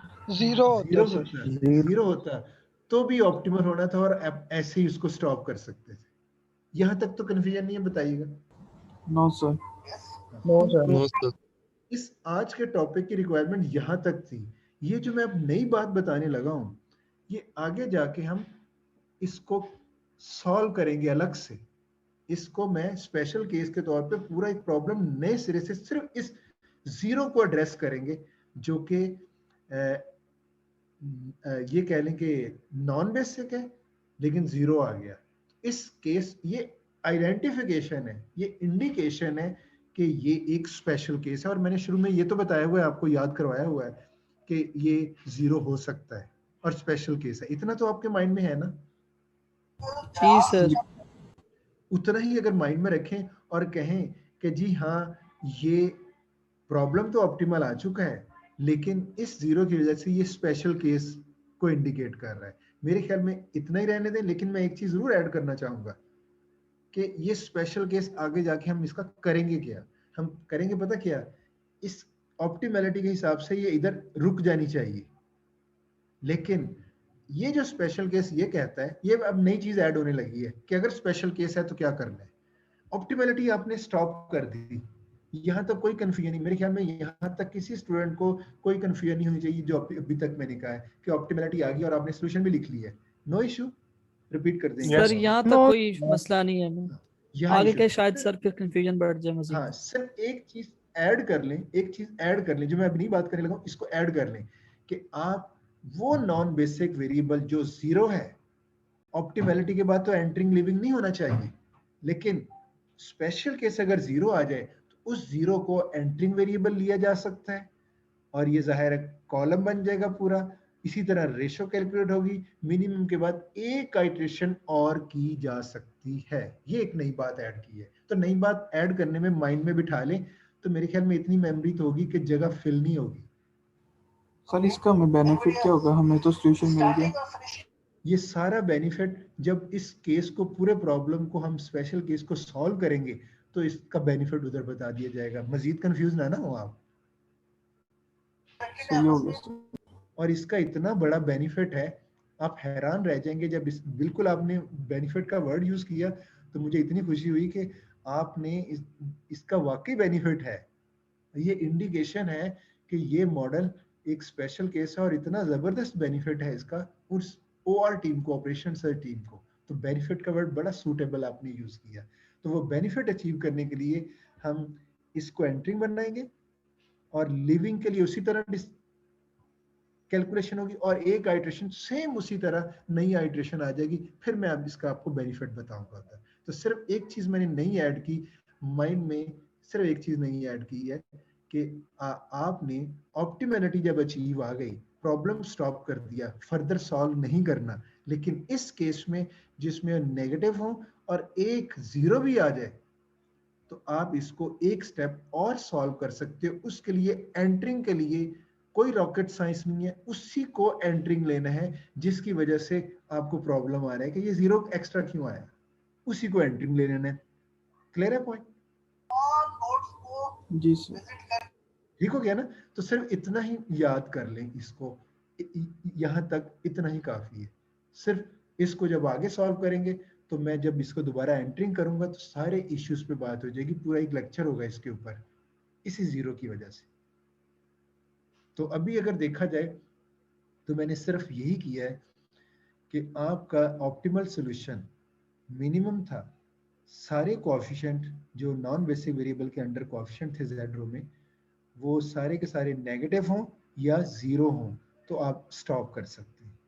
आपने स्टॉप कर दिया, लेकिन मैंने कहा ये जो एक जीरो आया है इसको आप फर्दर एक स्टेप आगे सॉल्व कर सकते हो, एक आइट्रेशन और उसमें करोगे क्या, इसी जीरो वाले कॉलम को, वेरिएबल को एंटरिंग वेरिएबल ले लेंगे और लीविंग उसी तरह रेशियो में मिनिमम रेशियो से गैस करेंगे और एक स्टेप सॉल्व कर लेंगे। ये सारी डिटेल आप नेक्स्ट उस स्पेशल केस की टर्न आने पे हम इसको डिस्कस करेंगे और इसके बेनिफिट को भी डिस्कस करेंगे। आई होप अब मेरे ख्याल में कोई कंफ्यूजन नहीं होगी।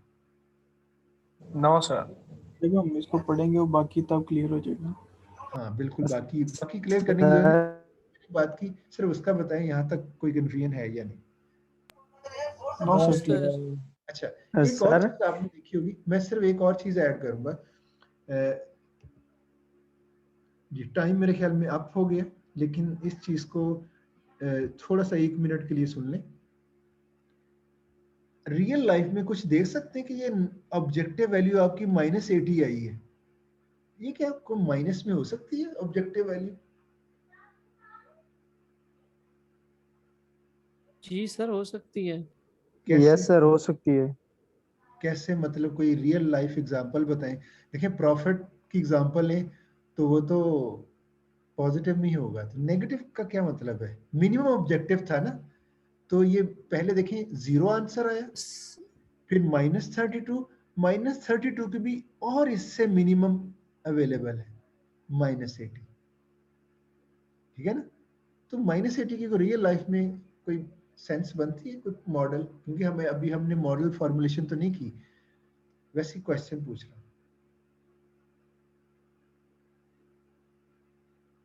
कोई बन रही है? एक स्टूडेंट ने कहा था हो सकती है नेगेटिव ऑब्जेक्टिव वैल्यू, तो कोई रियल लाइफ एग्जांपल माइंड में आ रही है? चलिए मैं बता देता हूँ। इसकी सेंस बन सकती है अगर आपको कहीं प्रॉब्लम में किसी जगह पे लॉस हो रहा हो, आप ऐसे प्रॉब्लम को भी लीनियर प्रोग्रामिंग के साथ मॉडल कर सकते हैं और अपने लॉस को मिनिमाइज कर सकते हैं। ये उसी तरह yes sir, products, minimum loss. ये उसी तरह प्रोडक्ट्स हो सकती हैं कि ये x2 प्रोडक्ट्स इतनी बनानी है, x4 इतनी बनानी है, तब आपको लॉस कितना होगा? -80। अगर आप, ये ऑप्टिमल नहीं है, तो अगर आप x4 ही लें, 4 और बाकी कोई भी प्रोडक्ट को ना बनाएं या कुछ और बनाएं, तो आपका ये मिनिमम लॉस नहीं आ सकता। तो अपने लॉस को भी लीनियर प्रोग्रामिंग के थ्रू सॉल्व कर सकते हैं और अपने लॉस को मिनिमाइज कर सकते हैं। आई थिंक सेंस बनती है इसकी, राइट? यस सर बनती है। गुड। तो आपका आज का लेक्चर हम यहीं पे फिनिश करते हैं और अटेंडेंस आपकी मैं जूम से ले लूंगा। जो स्टूडेंट लीव करना चाहते हैं, उनकी आगे क्लास है, वो लीव कर जाएं। अगर स्टूडेंट कुछ क्वेश्चन करना चाहते हैं, ये 15 मिनट जो हमारे पास और होते हैं ना आपके अगले लेक्चर के लिए, इसको काउंसलिंग आवर्स के तौर पे आप हर लेक्चर के साथ यूज कर सकते हैं। तो आप यही समझ लें कि मैं इधर अवेलेबल हूँ। कोई अगर मुझसे इन 15 मिनट्स में कुछ पूछना चाहता है अपने इश्यूज को, तो वो डिस्कस कर सकता है। जिनकी क्लास है वो लीव कर सकते हैं। सर जी काउंसलिंग आवर स्टार्ट हो गए। जी क्या पूछना चाहेंगे? सर मैंने आपको एक मेल की थी, मेरी थोड़ी मिस्टेक हो गई थी क्विज में, तो आपने रिप्लाई नहीं दिया। आपने शायद देखी होगी मेल। जिसका रिप्लाई ना आए, समझे वो एक्सेप्ट नहीं हुई आपकी रिक्वेस्ट। क्या क्या क्या रिक्वेस्ट की थी? सर उसमें ये मसला हो गया था कि जो क्विज था ना, कंस्ट्रेंट थी ना, उसमें था 6 और मैंने गलती से पुट कर दिया था 8। और उस 8 के मुताबिक जो मेरा ग्राफ है और जो मेरी ऑप्टिमल वैल्यू और सॉल्यूशन निकला हुआ है वो उसके मुताबिक सही है, लेकिन इन शॉर्ट आप ये कहना चाह रहे हैं आपने क्वेश्चन ही गलत नोट कर लिया? सर सिर्फ थर्ड कंस्ट्रेंट को मैंने किया था, उसके मुताबिक ठीक है। हाँ, मुझे वैसे टीए ने आपके केस में मुझसे डिस्कस कर चुकी हैं। उन्होंने कहा कि जी एक स्टूडेंट ने इनपुट गलत ली है तो क्या करें। तो मैंने कहा था माइनर डिडक्शन के साथ, अगर इन्होंने आगे बिल्कुल सही किया हुआ है तो माइनर डिडक्शन के साथ इनको मार्क्स दे दें। तो अगर आपका फिर भी ठीक हुआ तो आपके 2 मार्क्स डिडक्ट करेंगे। देखिए ना, साइन तो नहीं होना चाहिए कि आप इनपुट ही गलत ले रहे हैं, लेकिन आपका पूरा क्वेश्चन हम इसको ठीक ट्रीट करेंगे अगर उसके जरिए सही सॉल्व किया हुआ तो 8 मार्क्स आपको मिलेंगे। अगर 8 नहीं मिले तो मुझसे, मैं जब रिव्यू करवाऊंगा आप दोबारा अपना केस लेके आइएगा, मैं आपके दोबारा क्वेश्चन को, क्योंकि अभी तो टीए ने चेक किया, मैं चेक करूंगा। अगर वहां से आपका क्वेश्चन बिल्कुल ठीक हुआ तो आपकी 2 मार्क्स की डिडक्शन होगी। Okay sir, thank you. और अगर आपको आंसर ना किया जाए, इसका मतलब है मसलन कुछ स्टूडेंट्स अगर कहते हैं जी मैंने एलएमएस पे नहीं कर सका, ईमेल कर दिया, तो मेरी तरफ से कोई जवाब नहीं आएगा, मींस 0। हाँ, किसी को बहुत स्वेयर टेक्निकल रीजन है और वो उसका प्रूफ देता है कि किस वजह से एलएमएस पे नहीं हुआ, अगर उसका प्रूफ आएगा तो फिर उसको कंसिडर करेंगे। सर असल मसला ये हुआ था कि मैंने सबमिट करवा दिया था। अगर मैं अच्छा, आपका नेम क्या है? आपका नेम क्या है? मेरा नाम जवाद हसन है। वैसे कंसेप्ट मेरा बिल्कुल क्लियर था और उसके मुताबिक था भी ठीक है। जवाद, आपका पॉइंट नोट हो चुका है और टीए ने मुझे ये तो नहीं बताया कि स्टूडेंट कौन था, लेकिन टीए ने मुझे ये बताया कि केस ऐसा है और मैंने उसे ये कहा था माइनर डिडक्शन के साथ अगर आगे बिल्कुल सही किया हुआ तो इनको हम मार्क्स, किसी का कॉन्सेप्ट ठीक हो तो वो मार्क्स उसको स्टेप्स के जरूर मिलेंगे। Okay sir, thank you. हम इधर बैठे हैं कॉन्सेप्ट सिखाने के लिए, कैलकुलेशन तो मुझे भी कहेंगे सॉल्व करने के लिए, मैं भी गलती कर जाऊंगा। सर मैंने भी आपको असाइनमेंट का मेल किया था और टेक्निकल प्रूफ के साथ आपको मेल किया था। उसमें मसला ये था कि मेरे जैसे ऑन ये पोर्टल नहीं होता हमारा स्टूडेंट पोर्टल, वो ब्रेक कर रहा होता है, जैसे सर्वर एरर का होता है इशू, तो अपलोड करते हैं ना वो बार नहीं पिक्चर दी है जी मैंने वो पिक्चर आपको ना साथ सेंड की और साथ ही वो भी सेंड किया था, असाइनमेंट भी सेंड की थी। नहीं वो आपकी पिक्चर क्या कह रही है, क्या शो कर रही है?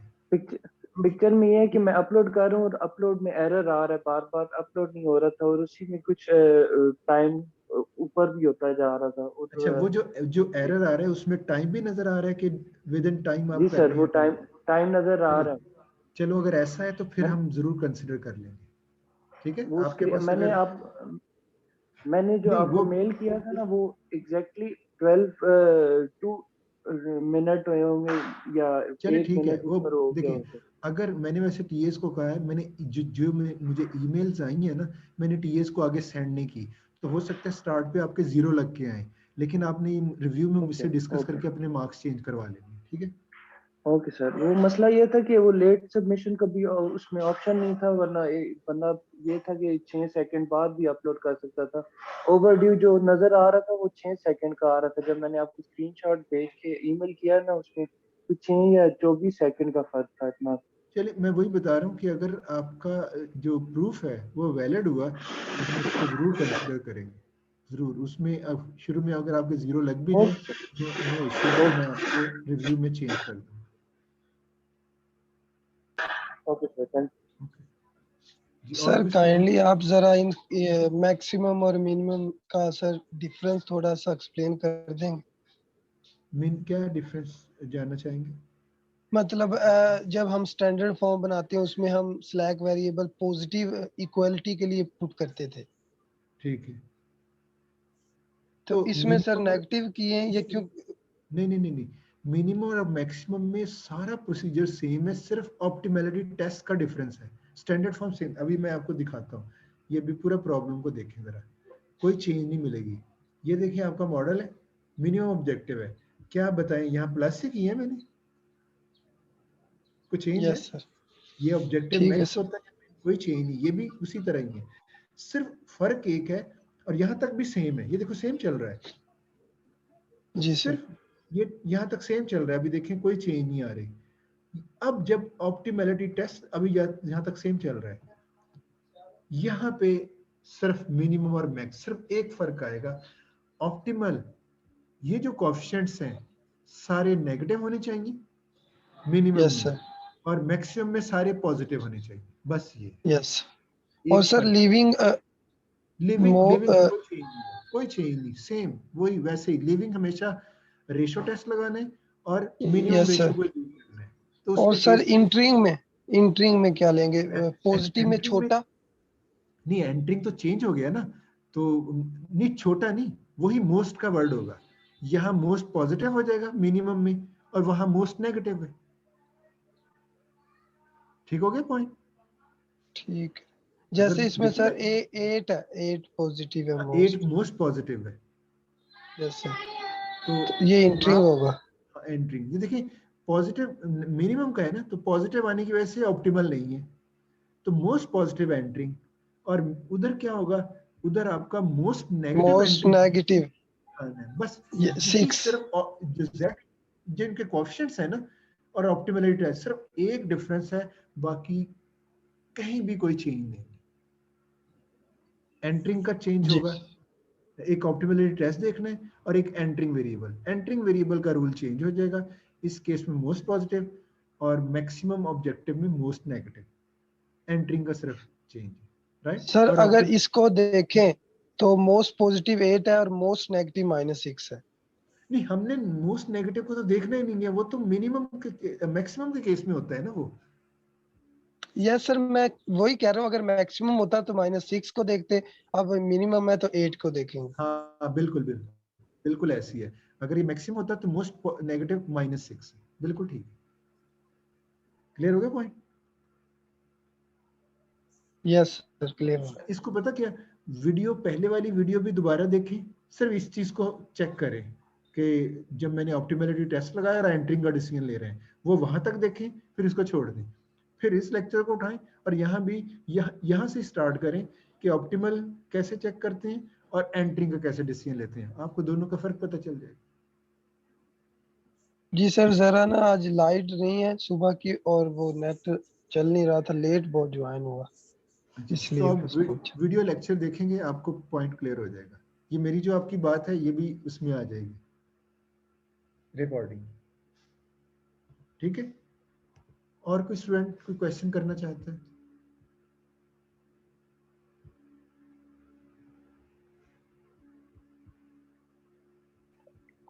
सर मैक्सिमम एंड मिनिमम में फॉर्मूला सेम होगा, current row minus pivot element and new pivot row वाला? हाँ, कोई एक चेंज भी नहीं है। अजी आज के लेक्चर में आपने देखा होगा, हमने सिर्फ एंटरिंग का डिसीजन, ऑप्टिमैलिटी जो चेक है ना कि ऑप्टिमैलिटी किसको देख के कर रहे हैं, वो फर्क था, और फिर एंटरिंग किसको किया इसके फर्क। अदरवाइज लिविंग का सेम उसी तरह प्रोसीजर, पिवट रो भी उसी तरह उसी फॉर्मूले के साथ, दूसरी रोज भी रो ऑपरेशन उसी फॉर्मूले के साथ, कोई एक चेंज भी नहीं है। और ओके सर, थैंक यू।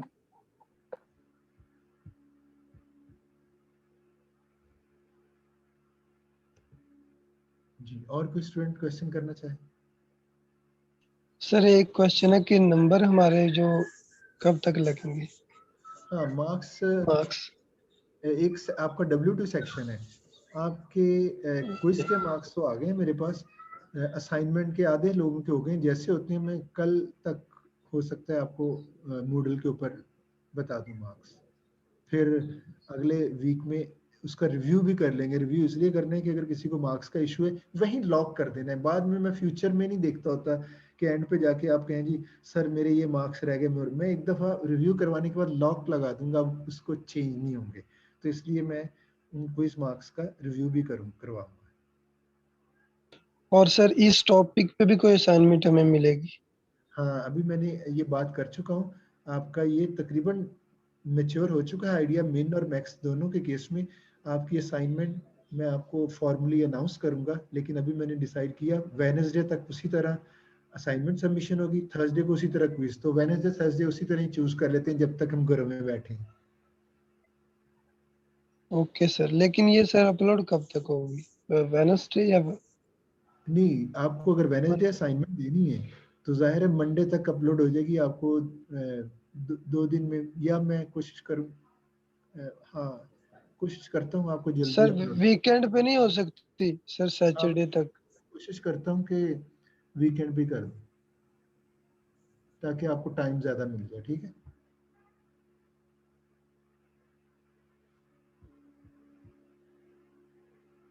जी, कोई और स्टूडेंट क्वेश्चन करना चाहे?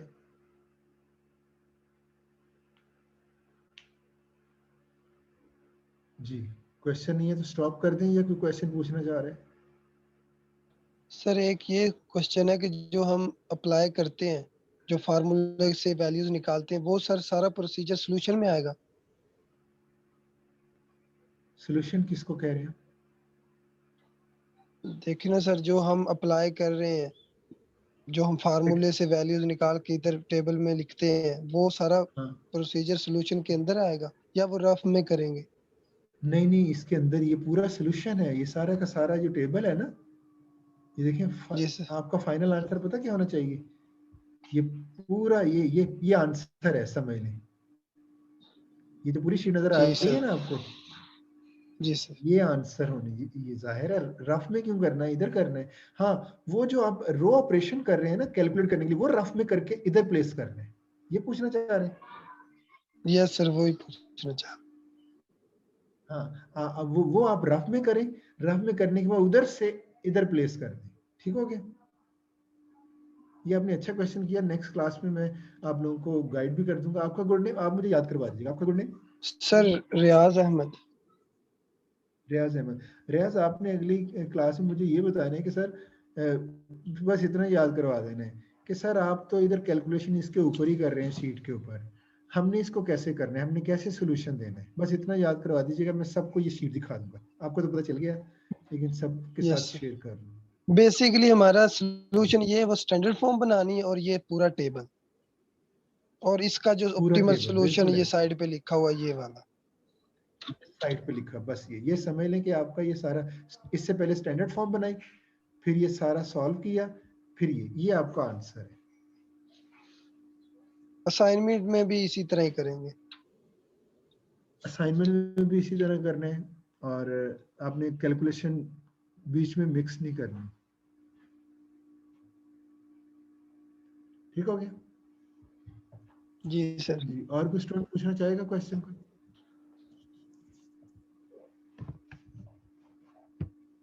जी, लीव कर दो सेशन फिर।